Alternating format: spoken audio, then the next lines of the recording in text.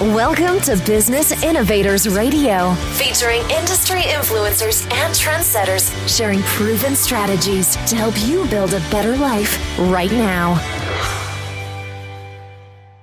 Hi, everyone, and welcome. It's yours truly, Stuart Andrew Alexander, back again with another impact-making guest, and we're going to find out just why in a few short moments. But please, just allow me to take a minute to introduce him to the show. Now, today's guest helps CEOs and their leadership teams to solve business growth and scaling problems in order to find more profits, increase revenue, lower stress, and make more time to do what is important. So if having sustainable revenue and profit growth rates for at least another 3 years, a leadership team and organization running at peak performance, and a scalable business model is important to you, then you're going to find today's guest really interesting. Using a proprietary practical business coaching program and tools, he can help you shift the way you and your team think. He can share several success stories where clients produced $1 million in cash flow improvements in 12 months, not realizing it was possible. He knows how to generate growth, what it takes to be a leader, and that the hardest part of your job is managing your people. This came from having owned several companies, working for 3 top Fortune 500 companies, and having experience being a business coach and executive coach to hundreds of clients. Additionally, he has earned bachelor and MBA degrees from Florida International University and advanced executive programs at Harvard Law School and University of Chicago. And he's here today, ladies and gentlemen, to talk to us about some of the problems, some of the obstacles, some of the misconceptions, pitfalls, and even some of the fears surrounding the individuals and organizations he has a passion around helping the most. So please, without any further ado, let's welcome him to the show, CEO of Activate Group, Inc., Howard Shaw. Howard, welcome to the show. Thank you for having me. You're so welcome, Howard. I do appreciate just how busy you are, so it's a pleasure having you on the show.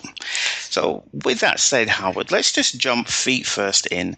Could you share with the listeners, who is it that you help? Who's your perfect prospect, Howard? So I work with the CEOs and leaders of primarily companies with 50 or more employees that are really looking to either accelerate their career and looking to increase the profits, the revenue of their companies.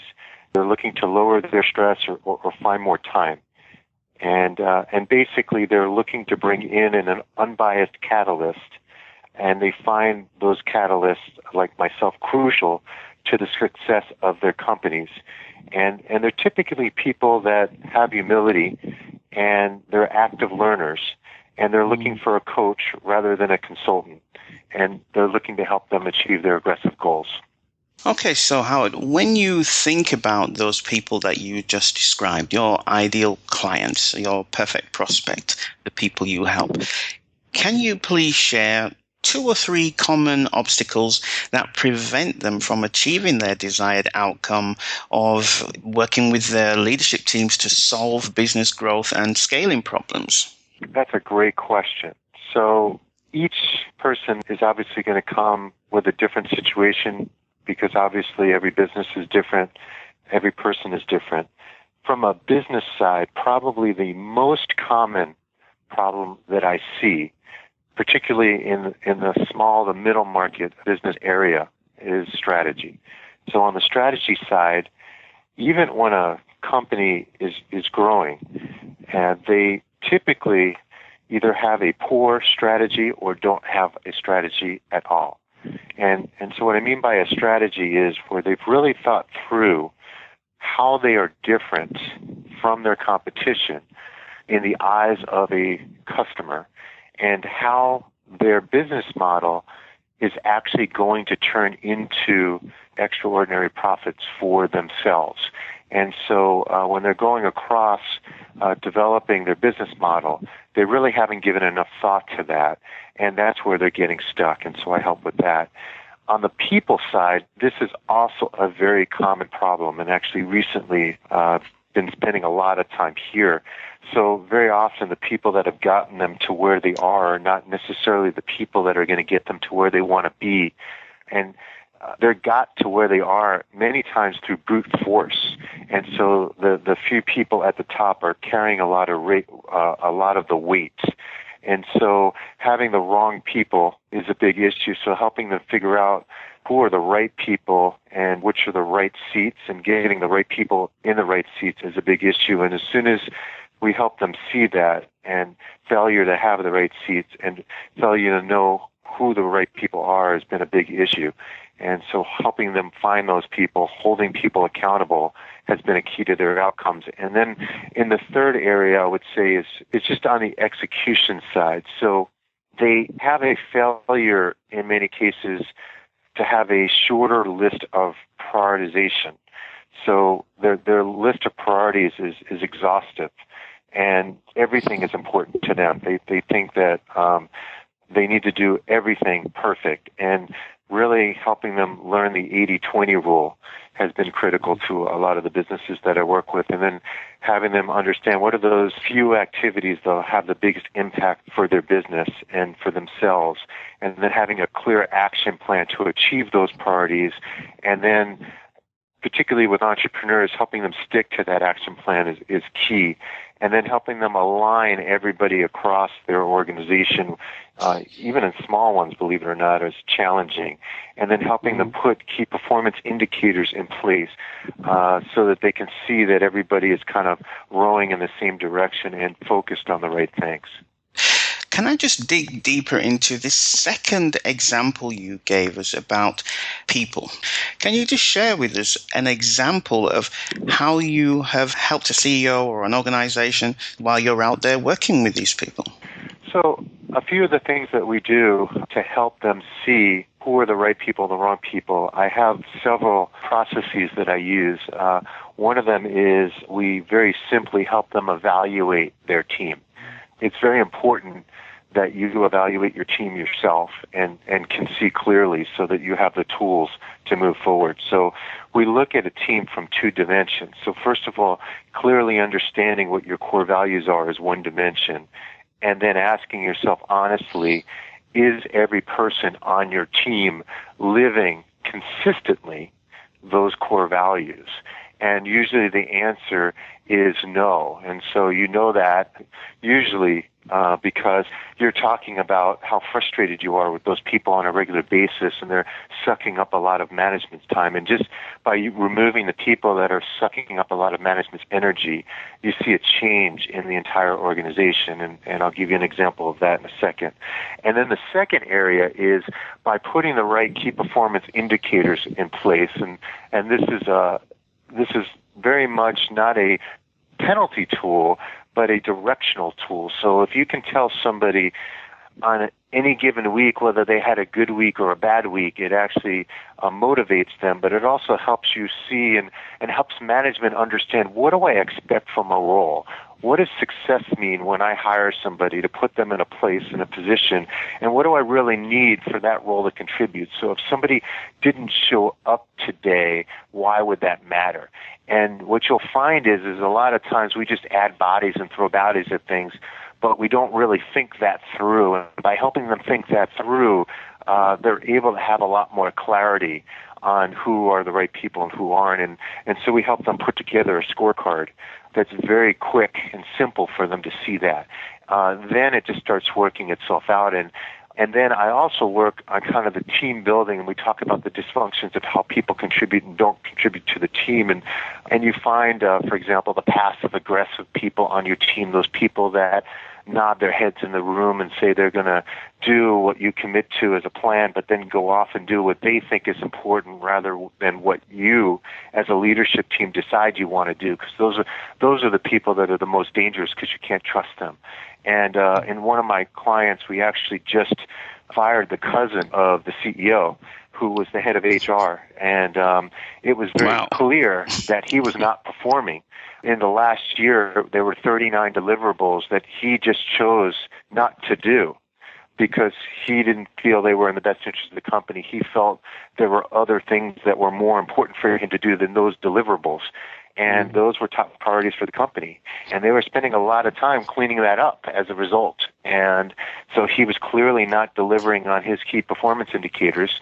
And culturally, he was, ironically, who's supposed to be your cultural cheerleader, setting the standards, and he was violating several core values in the company. So he needed to go, and they let him go yesterday.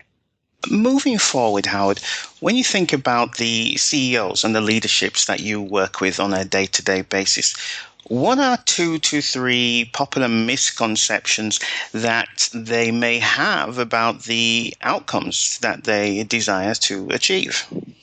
Well, the first one I'm going to start with is hard work is all it takes to succeed. People that focus on that as their mantra work themselves to death and many times focus their people on the wrong things and don't really consider prioritization and don't realize that strategy wins. So how do I make less moves to get to the same point? And they don't realize the importance of right people and some of those other things I talked about earlier. So some of my favorite leaders, I call them lazy leaders. They look at things and they look at people and they look at situations. They say, why do we have to work that hard to get things done? And they start asking, how do we make it simpler? How do we, let's say, for example, look at a situation and say, turnover in a certain role is 50%. And they say, I don't want to accept that. So how do I make it so that anybody can do a position and we don't need that kind of turnover? And they redesign it so it becomes simpler. So to me, hard work, yes, work is hard, but they don't accept that as the answer. And yes, you do need it to succeed, but it's not all that it takes. And then the other thing that I find is, and this gets to my humility question in the very statement in the very beginning, is because you're successful, that doesn't mean you're a good business person. And so when they're evaluating the people that they're hiring and they evaluate their team, they look for the team members that are humble and that are always constantly learning. And they look to surround themselves with brighter people, and they realize they're not an expert at everything. And as the company's growing, they look to really round out their team because they realize that just because I've been successful, they also recognize luck is a big part of success. And so they're going to look at that as well in the equation, and they don't let it go to their head. And then the other part of great leaders is understand the difference between the term expenses and investments. So a lot of companies, when cash flow gets tight, they just stop spending money. And if you look at a lot of businesses, particularly as they're starting up, cash flow is always tight. So what happens is the companies with this I shouldn't spend mentality actually never really grow quickly because they just have this mentality they shouldn't invest, where the smart business owners really figure out where they need to invest their money so they will grow quicker because they know they're going to get a return on their money. I'm so happy that you brought up those 3 points there, Howard, because those are 3 big misconceptions that just really needed to be addressed within your industry. But before we move on, I just want to go back to the first one that you mentioned, because it's something that I not only just heard from you in this interview, but it's something that I've heard throughout my whole life, not just in the business arena, but also on a personal level, that hard work is all it takes to succeed. Where does that common belief come from, and why have we, as a nation, as a species, bought into that? And it's not just in business, it's in personal life as well. Can you expand on that a little bit for us, Howard? Well, let's be honest. It's worked for a lot of people.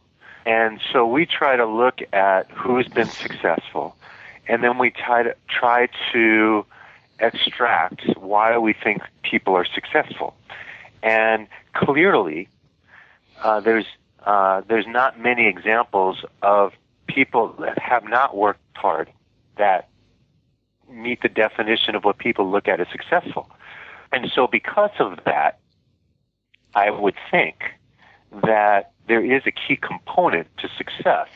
The problem is they don't see all the other little things that people have done over their lives to be successful and defining what hard work means. And so I'll just share with you, I've got a 17-year-old and a 14-year-old, and we talk about every day what we define in our household as success. And honestly, it starts with core values. One of our core values is always do your best. And that can equate to hard work. But that means that, whatever we do, we want to look at it and do it as well as we can. We also have a core value that we never, ever start learning. And to do our best, whenever we approach something, we're going to research it, we're going to look at it, we're going to find our best practices. We're always going to look outside of ourselves and look to others that are approaching the same problems and issues and challenges. And I think people take all of those other things for granted. We are also strategic about how we approach it. And I think it's those soft things. I think it's the things that are unspoken and they don't realize that people have done those things, that they can't see it. They can't touch it. And I think that's why they're missing it. Howard, how many years have you actually been in business and doing what you do now? Could you just briefly just share that, please? Well, so I'm 50 years old. I was fortunate to grow up with an entrepreneurial dad, and I was working 30 hours a week when I was 13 years old. I was managing my own department when I was 15 in his printing companies. So I have a pretty lengthy career even as a leader. I owned my first company when I was 18 years old. I sold it when I was 21 and for a successful exit. Okay, so in those 3 decades plus that you've been in business then, Howard, when you think about the individuals that you help, the organizations, the CEOs that you mentioned, and those wanting to solve business growth and scaling problems, can you please share a couple of pitfalls they should be aware of while they're out there trying to pursue their goals? Well, I think the very first pitfall that I would think about is their team and organization is communicating worse than they think. So if you go to most organizations, they're going to say they could probably improve communication. But in most cases, even when I'm working with clients, once we get down to the real root of all their issues, people are not on the same page as well as they think, and even in how they communicate. And a good example is, I was talking about passive-aggressive earlier. People normally fall into different styles. They're either passive, they're passive-aggressive, they're aggressive, or they're assertive, and only one style works, and it's assertive. You will be stunned if you really look in the mirror how often you personally are really assertive, which takes the best qualities of the passive person and the best qualities of the aggressive person and puts them together. How often somebody is assertive in their communication with their colleagues and their direct reports and even their bosses. So because of that, communication is pretty weak inside organizations, and if just one person isn't very good at that, then you imagine when you take that across organizations and when they have more people. So I'm going to say that the communication is probably the number one area that I would say is the number one pitfall, and so the better they get at working at that, the better their performance will be. I think it's a big leaky bucket inside organizations. So the second area that I think is a major pitfall is they have less of a handle on what the marketplace is telling them. And even when they do, they're probably not acting on that data. And so what I mean by that is many times we're creating our business based on what we think customers want or based on our past experiences. And really the best business models are based on going out and talking to potential customers and existing customers and really understanding how is the market underserving them? where are those pockets of opportunities that we, as well as our competitors, are missing the mark? That's where the real money is. And the other thing is, when I ask companies to dissect why they're successful, why are they able to steal market share, why are they growing faster than the competitors, they can't articulate that. And I think that's a huge problem, because what they're saying is they're winning and they don't know why. And it's important, because the better you have a handle on exactly why you're winning, and it's not everything. It's a few things. It's a few core processes you do better. It's a few deliverables that are essential to why your customers are buying from you rather than somebody else. That is what you need to act on. It's that data that will make you win and grow. The third thing is, if they learn better on how to align as an organization, narrow their priorities, increase accountability, and really understand how to build a culture, and I know that's a mouthful, their growth rate every year would increase dramatically, and the amount of that growth would turn into a lot more profit. And so if you look at a business, running a business is a process, just like running any other process in your company. And when I meet business owners, they don't look at running their business as a process. So think about it as an entrepreneurial operating system or as a business operating system. They don't think about it that way. And so they take it for granted and they run at the seat of their pants. And if they didn't, I call that the leaky bucket. So every time we got our priorities right, we would make that much more money. Every time we got everybody rowing in the same direction, we would make that much more money. They don't necessarily give it enough focus, and I consider that a pitfall. Howard, in your experience, what are 2 to 3 of the most common fears that prevent the people you work with from achieving their desired outcomes? Well, so let's be quite honest here. Most people that are running a business have confidence. So that confidence has 2 ends to it.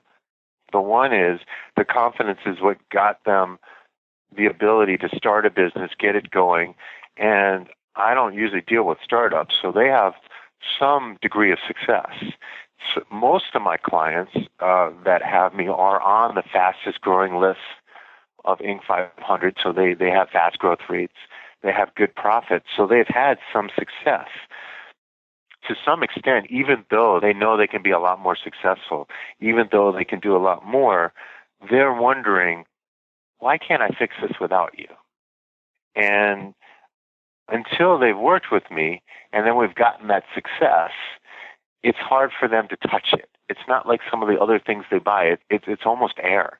So they're asking themselves, why can't I do it without you? So unless they're being introduced to me by one of their colleagues that's already gotten that success, that's probably the first challenge. The second one is there's always that fear when you buy something like any kind of a service or a product. What if it doesn't work? And or is there a better option? And particularly when it comes to any kind of coaching, consultant, that kind of stuff, there's always this thing in the back of your mind, well, I've had this problem and I've been in business for 15, 20 years, let's say.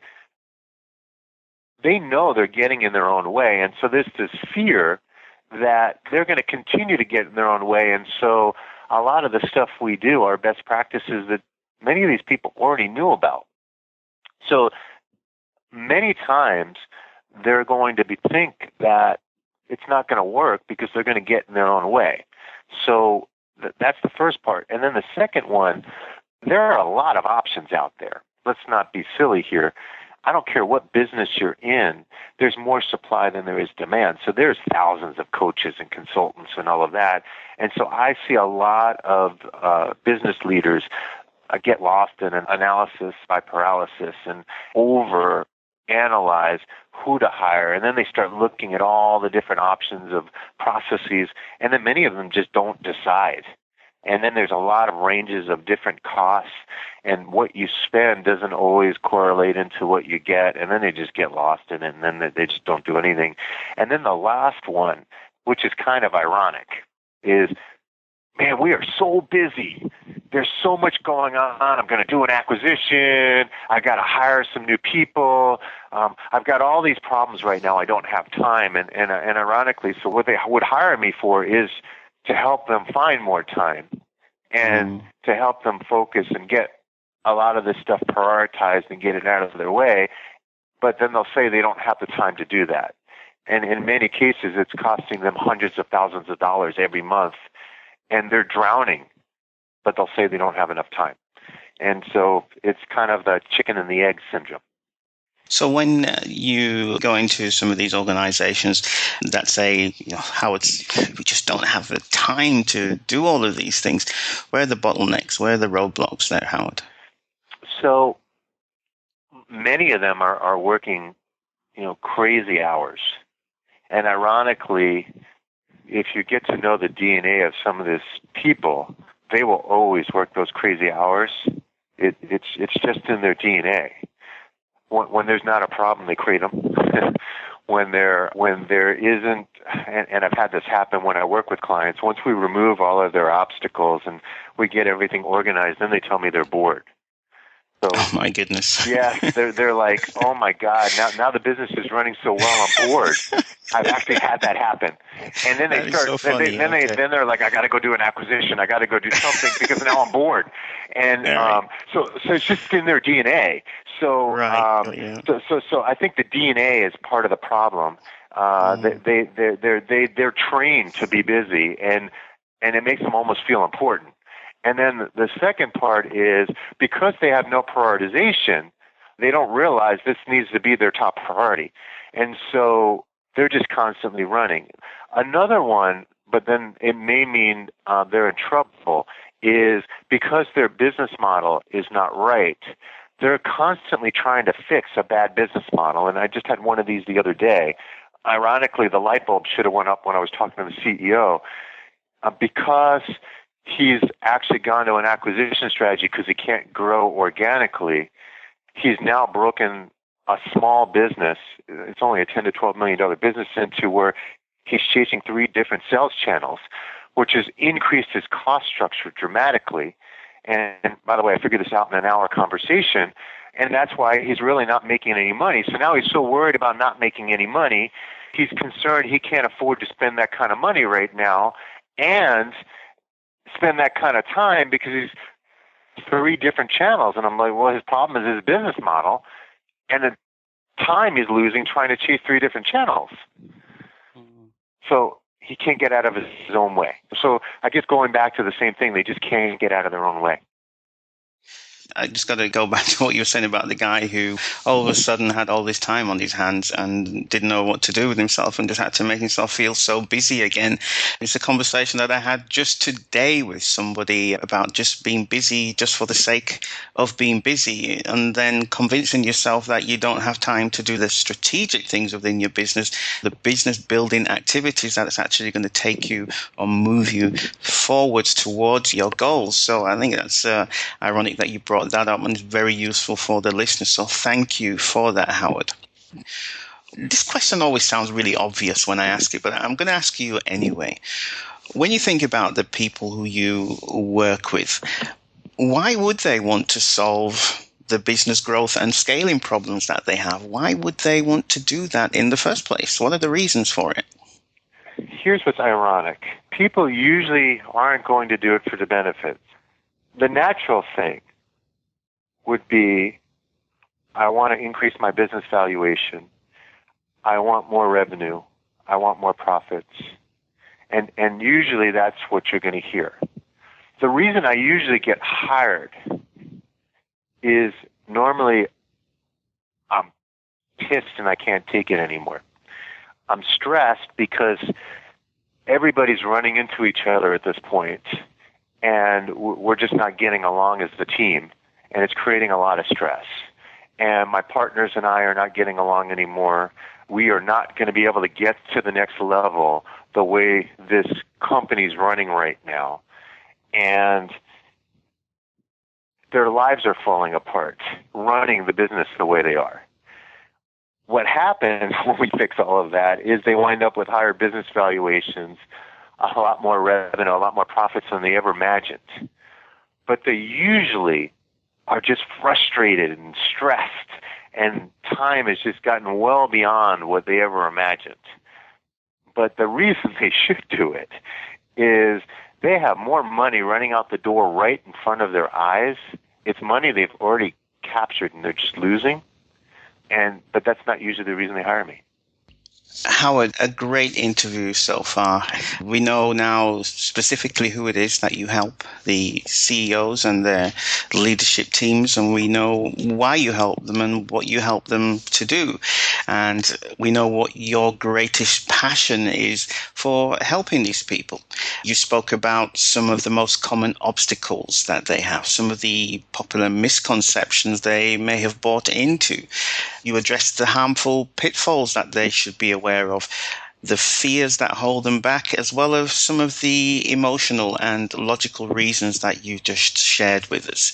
So with that said, now that we know all of that, Howard, let's talk a little bit about Howard and your solution. What is it exactly? Does your solution have a name? Does it have a brand? And what made you come up with the idea, and what inspired you to help the kinds of people that you work with today? Now, Howard, please forgive me. I know that was like 737 questions in one sentence, but to wrap it all up for you, make it more simple, just tell us a little bit about your backstory and how that links with what you do today and the products and services that you provide. Please go ahead. Well, God, I'm glad you asked it the way you did. Because, first of all, no one gets excited about the program. No one really wants, and by the way, back when I was on the other side as CEO or even inside the companies, nobody wants planning. No one wants to sit in meetings. Those are just all tools of how you get to where you want to get to. But through my journey, having worked in the companies that I did, and having the experiences that I had, first of all, as great as the companies that I did work for, I was certain there was a better way. I've worked with all kinds of passive-aggressive leaders. I've seen all kinds of horrible communication. I was seeing all kinds of revenue and profits disappear right before our eyes, and everybody saying, "This is awesome." And I'm like, you got to be kidding me. We're destroying value. A bunch of really upset employees leaving that were highly capable people because of horrible leadership. People sitting around wanting to do so much more for the companies that they worked for and not being harvested because people couldn't see they weren't. And I was like, God, there's got to be a better way. And on the flip side, I just love getting a lot more out of people, and I love unlocking value out of companies. And I could see all of this unfolding. And I wanted to make this my mission. And so my approach starts with people. And any one of my clients will tell you that everything is about them and their people. And I care about people even down to the last second. And I gave you the example earlier about getting rid of the cousin of the CEO. That is not an easy decision. That guy's going to have to go to family events and figure that out. We think about everyone as a person. I'm very big on culture, and I care very deeply about my clients, and I have extremely strong ties with a lot of my clients because of my approach and how we communicate. We talk about everything deeply. I work very, very closely with them. I'm a confidant to the people I work with in so many different levels of helping them process thinking and in their lives, in their approach to business. And we really transcend boundaries in how we do that in ways that you can't even articulate exactly what that means until you experience that. And it's from that, we'll say, inside-out approach that we use a proprietary coaching program where I work one-on-one with the CEO, I work one-on-one with leaders, I work with the leadership team, and we use programs and tools to improve the business and really increase personal effectiveness. And many times my clients in as little as 3 months see some really radical changes in how they communicate with each other, how meetings happen, how process flows, how they prioritize. And you'll find that I can really shift the way how people look at things. So I ask very deep questions about their business models, how they look at things. I ask why a lot, how they do things, why they choose the customers they do business with, why they choose the employees they do, and so forth. And it really shifts the way they do business. But what's really cool about what I do is it takes the best practices of all the best business books that are out there, and I make it practical. And I believe in simple. Hopefully, as people listen to me today, I think I've talked pretty simply in language that people can understand, and I make it digestible. So we move as quickly or as slowly as a company can digest something, and then we move forward. And then we bring in the successes from the hundreds of companies that I've been exposed to over time, and I get them to think outside of their industries and across industries and take all of those best thoughts and figure out, now, how do you want to apply that to your business so you can become greater? And that's really my approach. And luckily, I've been fortunate to work some great companies, and we've seen some extraordinary results. So definitely not a one-size-fits-all approach, right? Correct. It's very contextual to the situations. You know, whenever you're dealing with human beings, you really can't have a one-size-fits-all approach. And every business, so I deal with businesses, I've dealt with companies have 3 or 4 different companies over time in the same industry, and they're all attacking the market differently. And some are family-owned, some are public companies, some are privately held, different structures. Whenever you're dealing with different structures, different groups of people, my whole approach to how I help them has to work within their structure and their belief systems. They create their belief systems. I don't. And then I just have to help them see how their belief systems affecting their results, and then they have to decide which ones they want to change and which ones they don't. That's it. You know, Howard, at the beginning of the show, when I introduced you, I said that you help CEOs and their leadership teams to solve business growth and scaling problems in order to find more profits, increase revenue, lower stress, and make more time to do what is important. And I'm sure that's absolutely true. But throughout the duration of the show, it's become apparent that there's just so much more to you, Howard. You have come onto this show, and one can feel this genuine care that you have, this genuine passion that you have for the people who you work with. You are certainly an educator. You are 100% a advocate for the success of the people who you work with. And you know, it's just been, I just want to commend you for the information that you've shared with us today. It has been nothing short of amazing.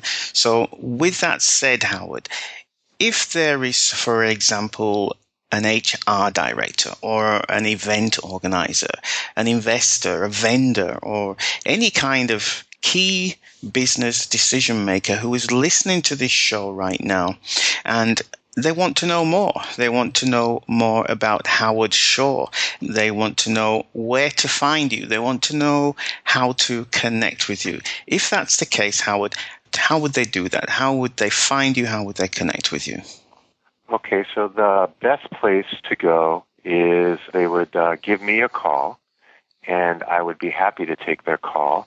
And we have a 800 number.